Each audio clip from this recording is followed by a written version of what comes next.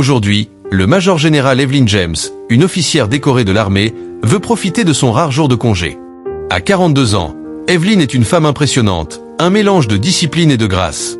Ses cheveux courts et naturels, parsemés de mèches argentées, brillent sous la lumière. Vêtue d'un simple survêtement noir et de baskets, elle se fond dans la foule du samedi au centre commercial Westfield. Pendant plus de 20 ans, elle a servi son pays. Elle a dirigé des troupes dans les zones les plus dangereuses du monde, affronté des insurgés, négocié des traités de paix, commandé des milliers de soldats. Mais aujourd'hui, tout ce qu'elle veut, c'est trouver une bonne paire de chaussures de course, et peut-être un smoothie.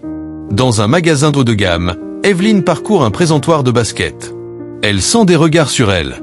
Elle y est habituée. Sa présence imposante attire souvent l'attention. Mais ces regards-là, ils sont différents. Elle hausse les épaules et continue. Ce qu'elle ne sait pas, c'est que l'officier 3 Becquet vient d'entrer dans le centre commercial. 3, un policier dans la trentaine, est connu pour ses jugements hâtifs et pour sortir son arme trop vite. Il a un passé de profilage racial, mais son commissariat ferme les yeux. Aujourd'hui, il n'est pas en service.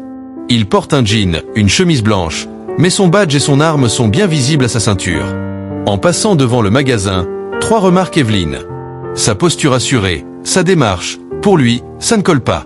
Elle n'a pas l'air de quelqu'un qui fait du shopping dans un centre commercial chic. Il s'arrête près de l'entrée, fait semblant de regarder son téléphone, mais garde un œil sur elle. Dans sa tête, les suppositions fusent. Est-elle en train de repérer le magasin? A-t-elle des cartes volées? Evelyn, elle, ne se doute de rien. Elle choisit une paire de baskets et va à la caisse. Le caissier, un jeune nerveux, lui sourit en scannant ses articles. Elle tend sa carte de crédit.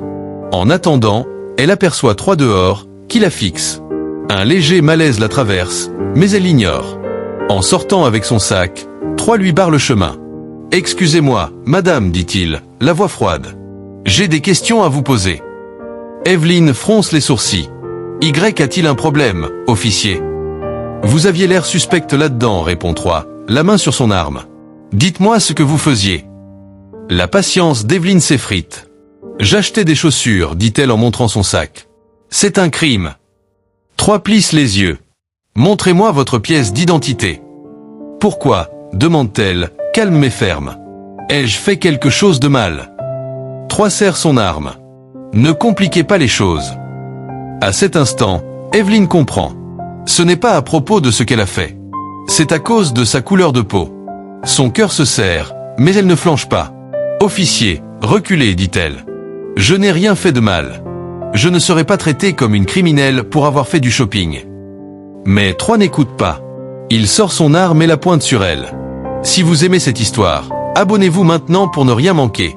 Le centre commercial s'arrête net. Les gens regardent, figés. Des mères serrent leurs enfants.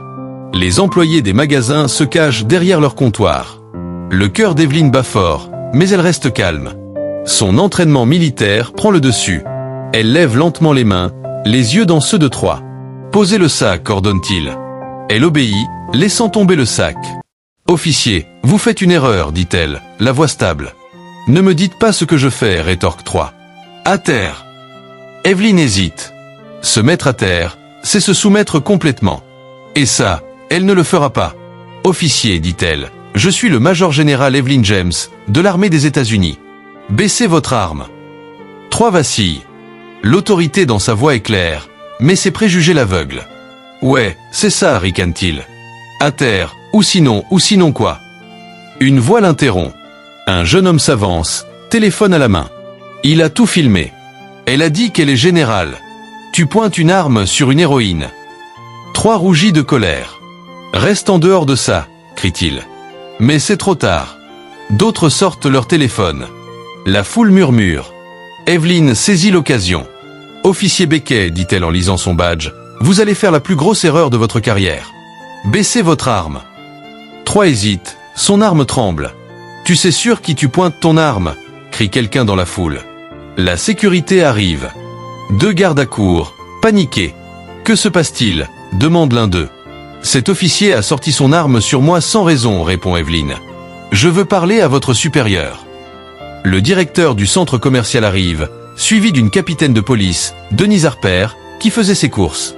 En voyant Evelyn, elle s'exclame « Général James !» Elle se précipite vers elle. Que se passe-t-il? Evelyn explique calmement.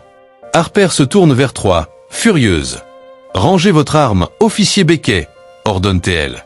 Troy hésite, mais finit par obéir. Harper s'adresse à Evelyn. Je suis désolé, général. C'est inacceptable. Evelyn hoche la tête. Ça l'est. Et j'attends des mesures. Les retombées sont rapides. Les vidéos de l'incident deviennent virales. L'indignation éclate dans tout le pays. Les médias s'emparent de l'histoire. Le passé de Troy, rempli de profilage racial, est exposé. En une semaine, il est suspendu sans salaire, en attente d'une enquête. Evelyn, elle, reçoit un immense soutien du public et de l'armée. Dans une interview, elle déclare « Ce n'est pas juste à propos de moi. C'est pour tous ceux qui n'ont pas de rang ou de voix pour se défendre. Cela doit cesser. » Cette histoire devient un cri pour la justice. Elle montre les dangers des préjugés et l'importance de la responsabilité. Dites-nous ce que vous en pensez dans les commentaires. Et n'oubliez pas de liker et de vous abonner pour plus d'histoires comme celle-ci.